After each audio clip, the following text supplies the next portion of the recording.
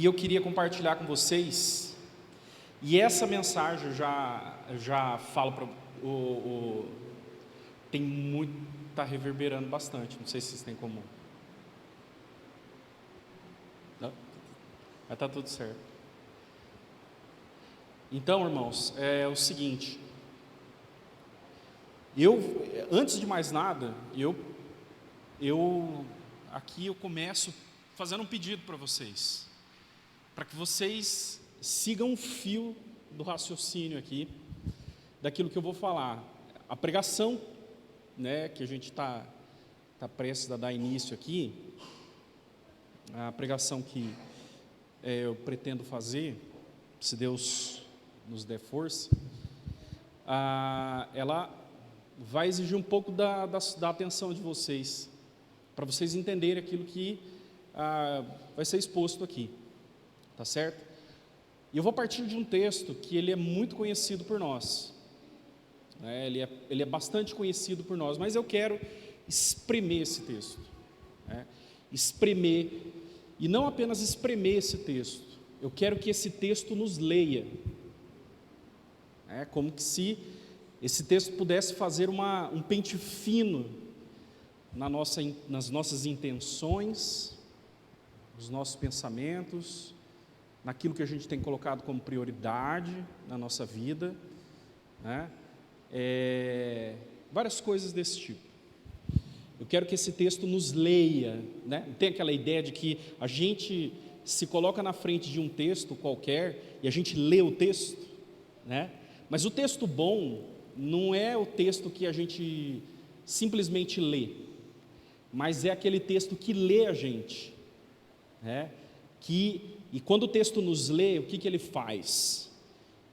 Ele nos descreve, né? Ele coloca diante de nós aquilo que nós somos, né? Ele nos reflete, né? Ou seja, quando a gente fala assim, um texto bom é aquilo que me fez pensar, né?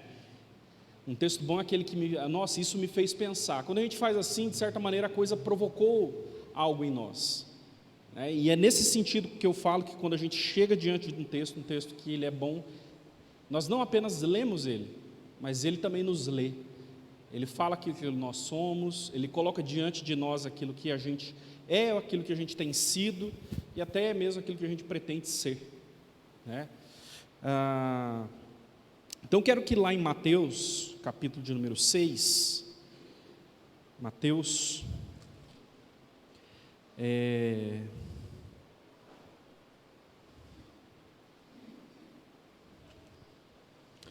capítulo de número 6,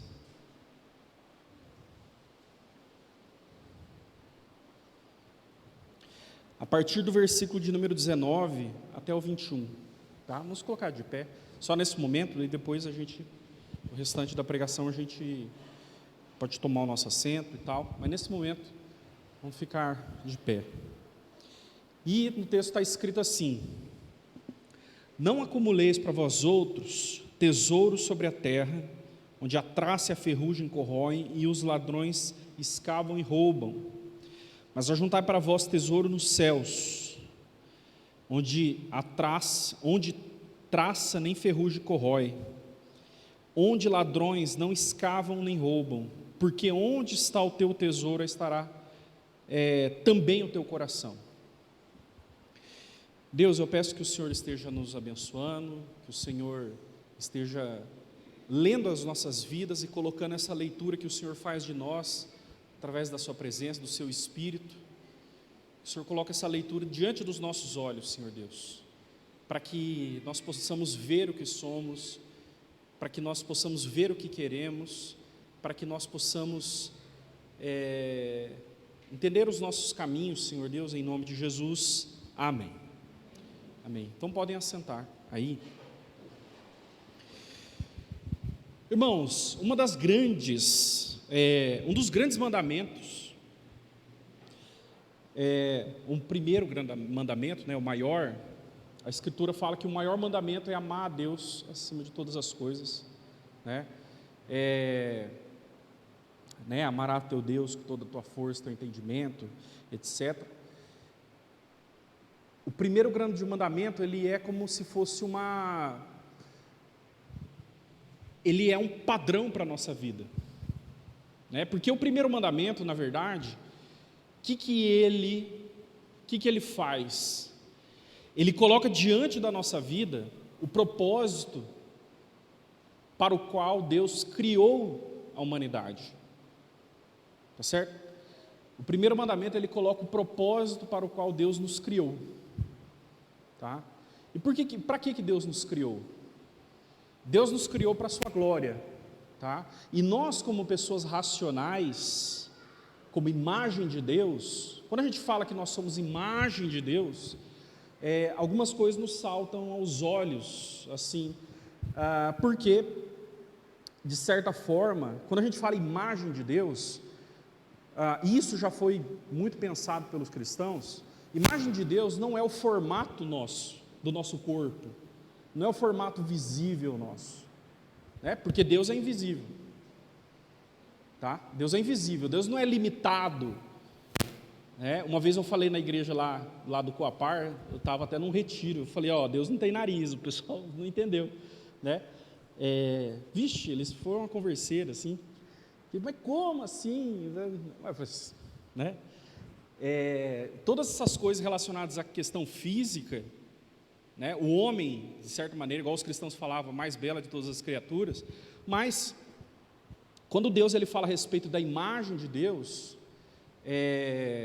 a gente tem que entender algumas coisas importantes. Por exemplo, quando nós falamos que a imagem de Deus em nós ela foi corrompida, não é necessariamente que o formato físico do nosso corpo ele deu uma quebrada.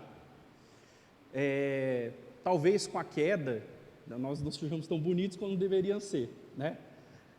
Mas a questão é a seguinte: a principal das coisas é aquilo que é relacionado ao nosso espírito, é aquilo que nos difere da pedra, aquilo que nos difere dos animais, etc., né? Que é a questão relacionada ao nosso espírito. Porque é no nosso espírito que lá está o templo, né? Onde nós adoramos a Deus. Porque nós adoramos a Deus como? Com todo o nosso entendimento, né? Com toda a nossa vontade. Então, o entendimento, a vontade é aquilo onde a gente é a faculdade pela qual nós amamos, né? Nós queremos as coisas, nós queremos pela vontade. E amor é isso, amor é querer, né? Amor é querer, né? Querer bem alguém, querer alguma coisa, né? Querer estar perto de Deus. Amar é querer.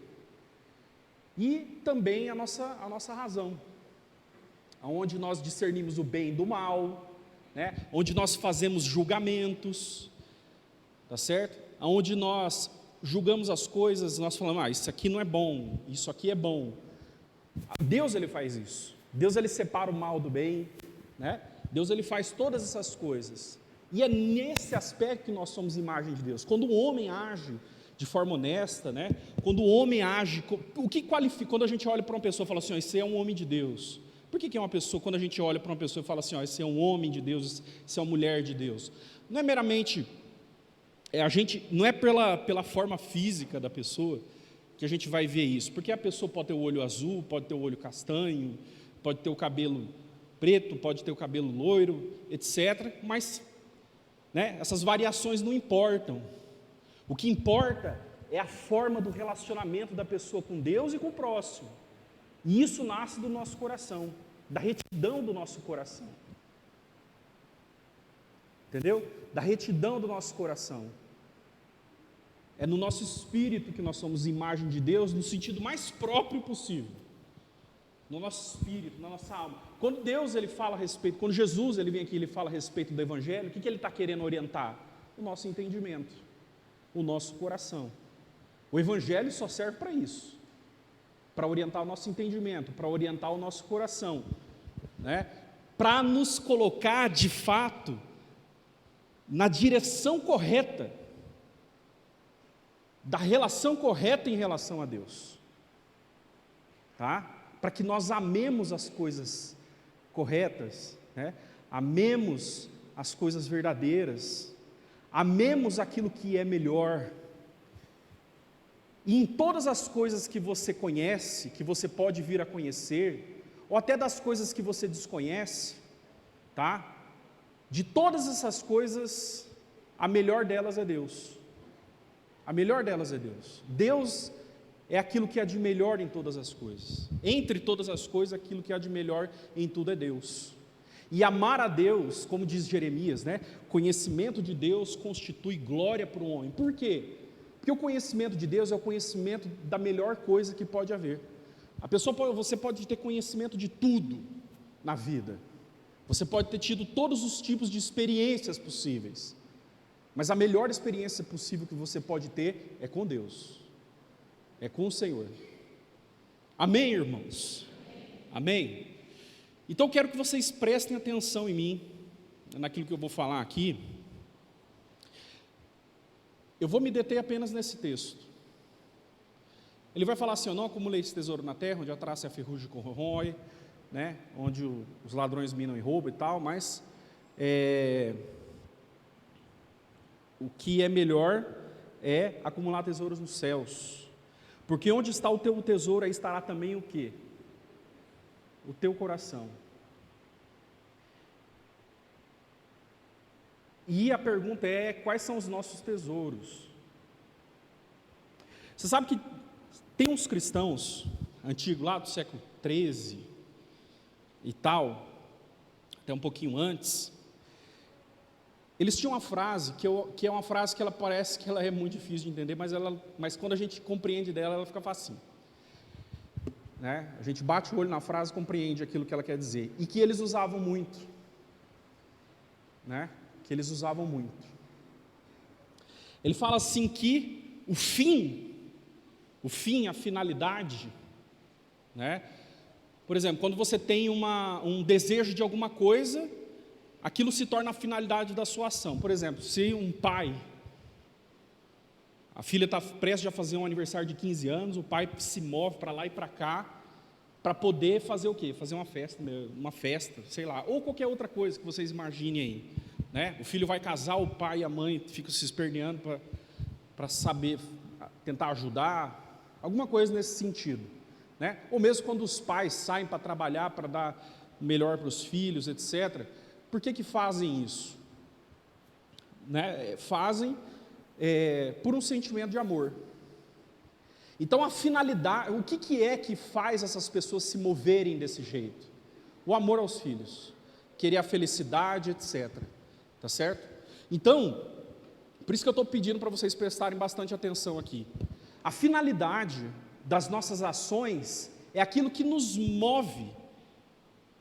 O que é que te faz levantar todo dia cedo e ir para o trabalho, por exemplo? São intenções, né? É uma intenção. O que faz vocês virem à igreja? É uma intenção, é um propósito, é uma finalidade. Então os cristãos antigos, eles falavam assim, que o fim move, presta atenção aqui, ele fala assim, que o fim, a finalidade move enquanto amado. Né? O fim move enquanto amado. A finalidade move na medida em que ela é amada. Está entendendo? E eles acrescentaram mais uma palavrinha. A frase toda é assim: o fim move metaforicamente enquanto é amado. Né? Metaforicamente, porque não é literalmente, porque mover uma coisa é você pegar ela com a mão e movimentar ela. Mas é como se essa finalidade atraísse. Esse é o sentido de que fala que aquilo me movimenta, aquilo me move. Né? A finalidade, ela me move. Ela move a minha vida. Né? Ela me conduz. Ela me conduz. E quanto mais nobre a finalidade, mais nobres são as ações para que nós possamos atingir a nossa finalidade. Amém, irmãos? Quanto mais nobre a nossa finalidade, preste atenção nisso daqui, e eu vou dar exemplos para que vocês possam compreender. Quanto mais nobre a nossa finalidade, mais nobres são as ações que nos conduzem a essa finalidade. E se Deus, que é a mais nobre de todas as coisas, olha só que incrível, que maravilhoso, por isso que isso pode nos ler. Quanto mais nobre são as nossas finalidades, mais nobres são as ações daqueles que se movem em direção à sua finalidade. Se você enxerga alguém que não tem ações tão nobres assim, é porque as suas finalidades não são nobres. Por isso que Jesus ele coloca numa palavra assim: eu não acumulei esse tesouro na terra. Agora há pouco eu falei que dentre todas as coisas que existem, a mais nobre e a melhor é Deus. Então, às vezes algumas pessoas elas desperdiçam a sua vida, enquanto imagem de Deus, buscando as coisas que são pequenas, logo as suas atitudes, logo o seu espírito, logo a sua moral, logo o seu comportamento vai ser também pequeno. Olhem para os profetas. A gente admira os profetas por causa das suas grandes realizações, pelas suas belas palavras. Você olha o texto de Isaías, como alguém pode ter escrito aquilo, né? O texto de Jeremias, coisas tão verdadeiras, coisas tão reais, coisas que servem para dar amparo e sustento para a nossa alma até hoje. Através deles, Deus falou, né? E com certeza, Deus moveu esses homens, porque, obviamente, esses profetas, eles amavam a Deus. Deus moveu esses homens pelo amor. Quando eu amo alguma coisa, você não já viu quando vocês que são casados aí, na época que você estava apaixonado, né? O cara se perfumava, né? Se perfumava, comprava uma roupa boa, dava presente, né? É até engraçado ver alguém que gosta, né? O bicho fica tão comportado, muda, porque ele está perseguindo alguma coisa, ele ama, né? E ele quer a pessoa perto dele e tal, e a pessoa vai se desdobrar, né? Vai virar do avesso, para poder conseguir aquilo que ele quer, aquilo que é objeto do seu amor. E você quer se apresentar na sua melhor versão, não é verdade? Quando você ama alguém, você quer se apresentar na sua melhor versão, porque aquilo que nós queremos é algo bom, né? Quando Deus ele criou o casamento, Deus ele criou uma coisa boa. Deus, quando ele criou o amor entre um homem e uma mulher, Deus criou uma coisa boa, uma coisa bela, frutífera, né? Você viu, tem todas as notas da bondade que circulam isso. É claro que é possível você amar da forma errada, né? Mas aí não é assunto para hoje. A questão é o seguinte: a finalidade move. E quanto mais nobre é a finalidade, mais nobres são os atos daquelas pessoas que se direcionam à sua finalidade. É por isso, irmãos, que apesar de eu ter falado tudo isso, essas coisas nesse sentido, a gente deve entender algumas coisas importantes. Primeiro, que nós mesmo que nós sejamos cristãos, estejamos na igreja, nós não somos a mais perfeita de todas as criaturas. Nós temos pecado ainda. O pecado ainda dorme no nosso coração. Não é o que deveria ser, mas é aquilo que é, né? Nós não chegamos à perfeição absoluta. E quando nós chegarmos à perfeição absoluta, nós também chegaremos à condição de amar perfeitamente, de querer perfeitamente, de viver perfeitamente, né? De realizar e de atuar perfeitamente. Então o pecado dorme no nosso coração. E prestem atenção que o pecado também nos move pelas nossas vontades. O pecado nos move pelas nossas vontades. Então aquilo que os cristãos antigos falaram, que o amor move, quer dizer, que o fim move enquanto amado, eles não queriam dizer apenas que Deus é a finalidade nossa, porque Deus não é a única finalidade nossa, muitas vezes, né? E assim, pode acontecer que existam finalidades más também. Igual eu falei, Deus não é a única finalidade nossa. Mas essas outras finalidades que não são Deus, podem estar subordinadas a Deus. Igual, eu quero bem meu filho, eu quero bem meu casamento. Meu filho não é Deus, meu casamento também não é Deus, né? Mas essas coisas, elas estão dentro do propósito de Deus, então está tudo certo.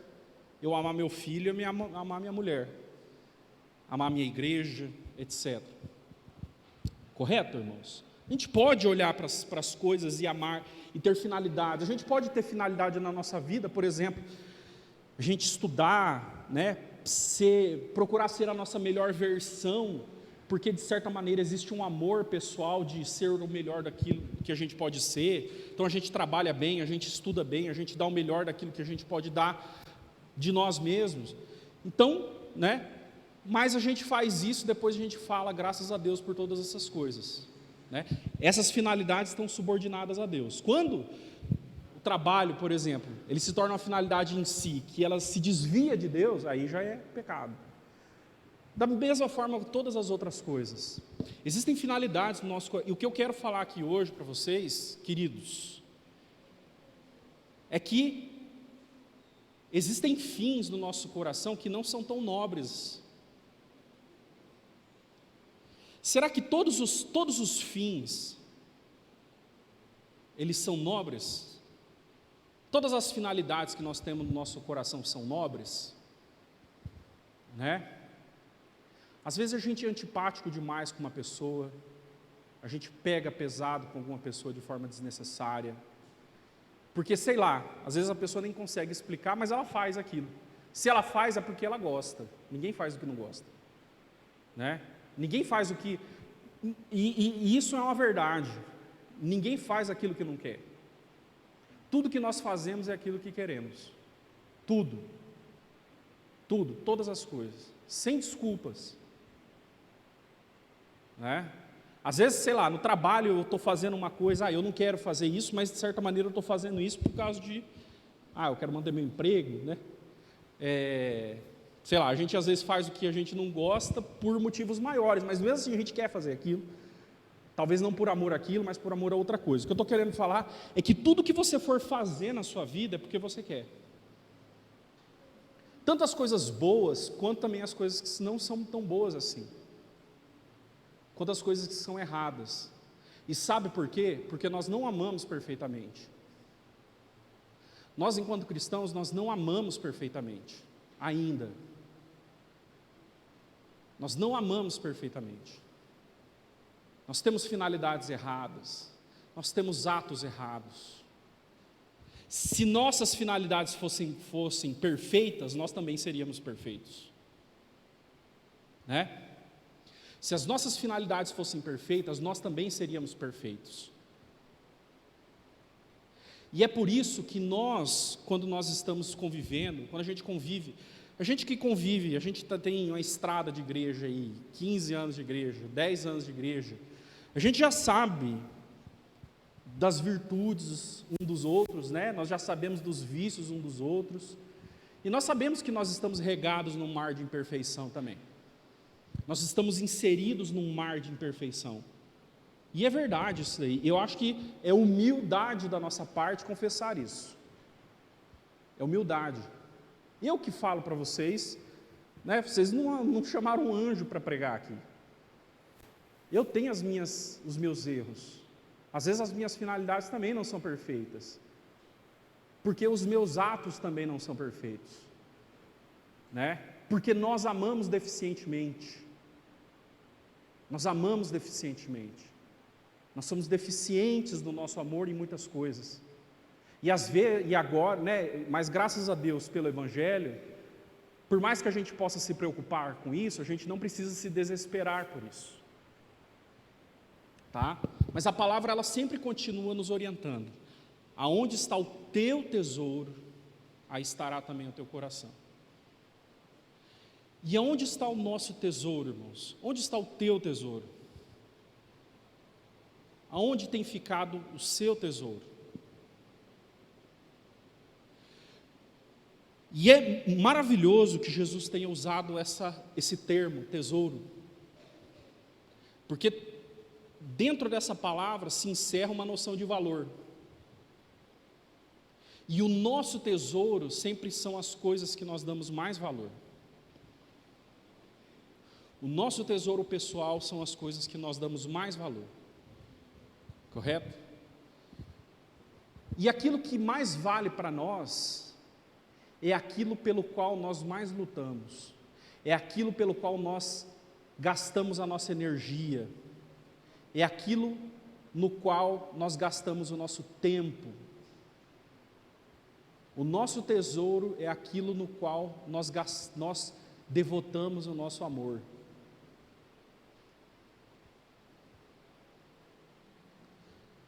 É aquilo que nós gastamos a nossa vida naquilo. O nosso tesouro é isso. Né? O tesouro na terra significa várias coisas. Não é só dinheiro que Jesus está falando aqui. Não está falando, né? Se a gente tiver uma mentalidade avarenta, a gente vai achar que Jesus só está falando de dinheiro. Jesus não está falando só de dinheiro. Ele está falando de tesouros, de coisas que têm valor.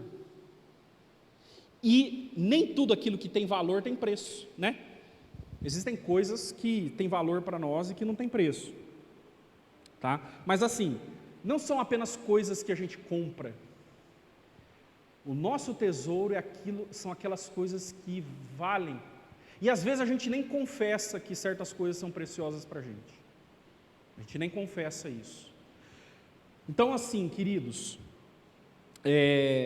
para que nós possamos nos atentar na nossa vida, para que nós possamos olhar esse texto e que ele possa nos ler, ele possa levantar diante da gente quais são os nossos tesouros, quais são as coisas nas quais nós temos dedicado a nossa vida.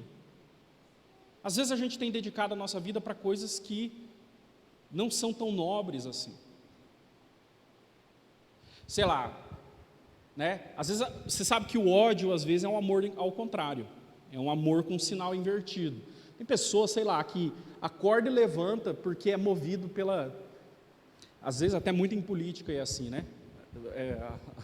As coisas são mais, sei lá, às vezes a raiva move mais do que o desejo de preservar alguma coisa, né?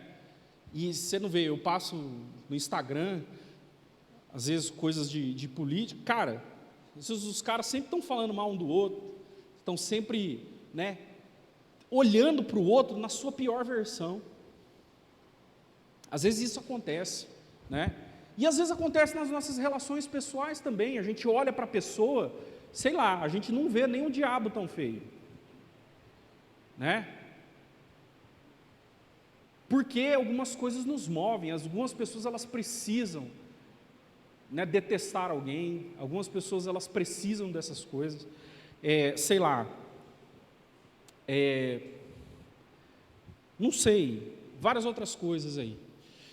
E, por exemplo, a gente já teve a desagradável experiência você já teve a desagradável experiência de você conversar com alguma pessoa que, tipo assim, ela chove amargura em cima de você, você fica até mal, a pessoa fala mal de tudo, né?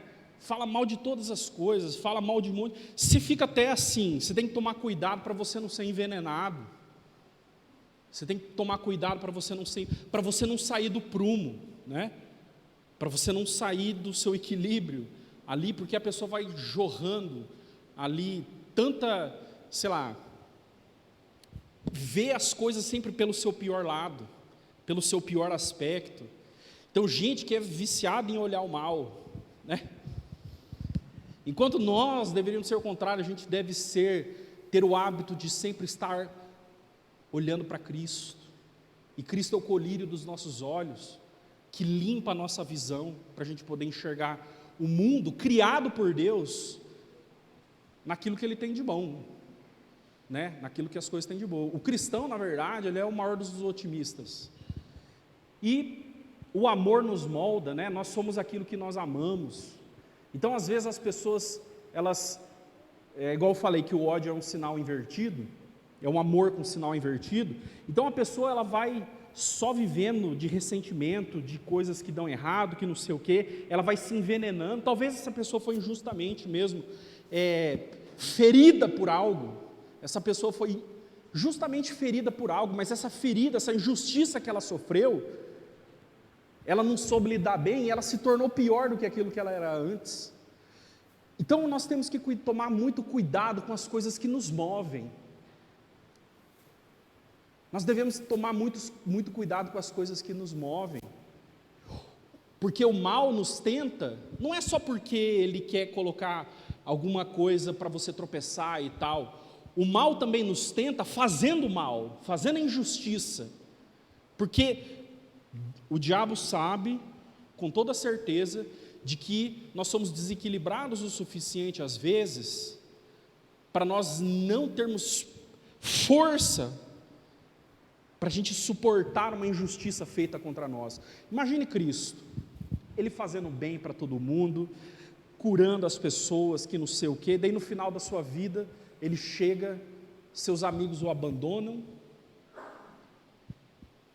todo mundo vai embora, aquelas pessoas para as quais Ele fez o bem, aquelas pessoas que Ele curou, não estavam nem aí para Ele, foi deixado para morrer sozinho numa cruz, observado de longe pela sua mãe e pelo seu discípulo, talvez estava um pouco mais lá perto da cruz, mas não fizeram aquilo que deveriam ser feito para livrar uma pessoa justa da sua injustiça, e Jesus estava lá, sozinho, e a Escritura fala que Ele intercedeu pelos seus inimigos.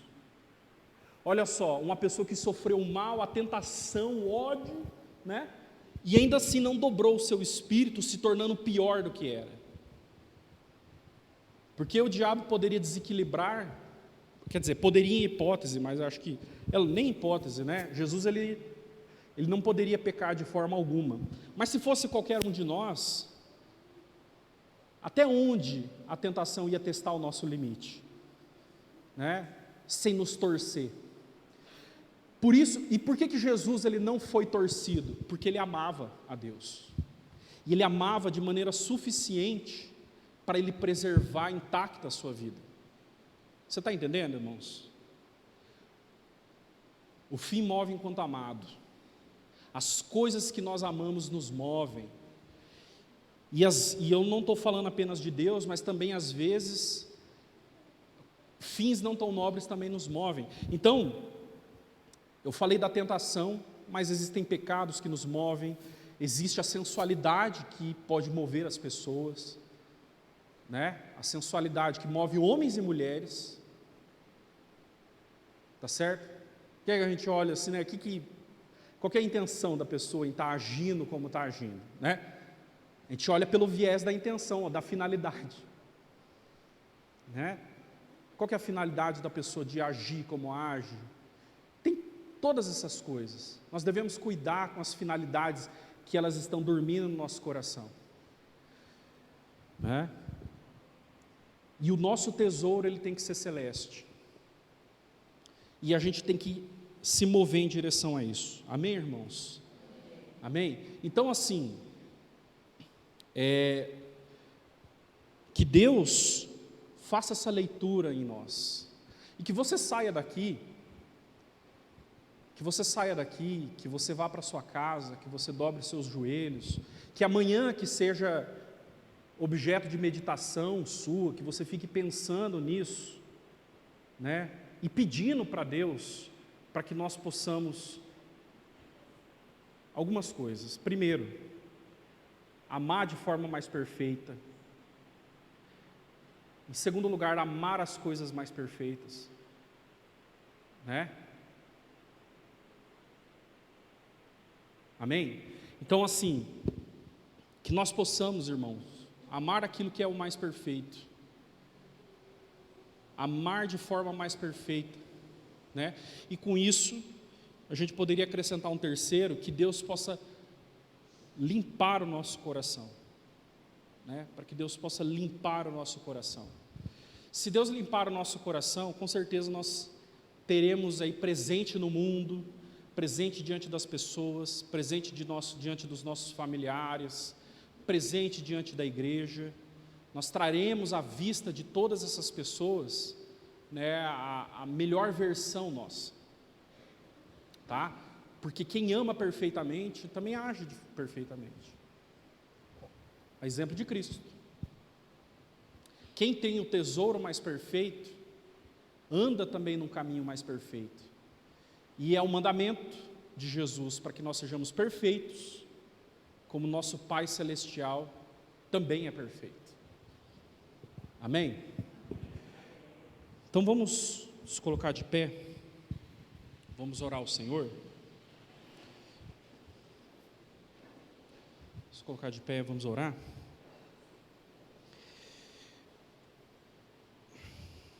Vamos orar a Deus.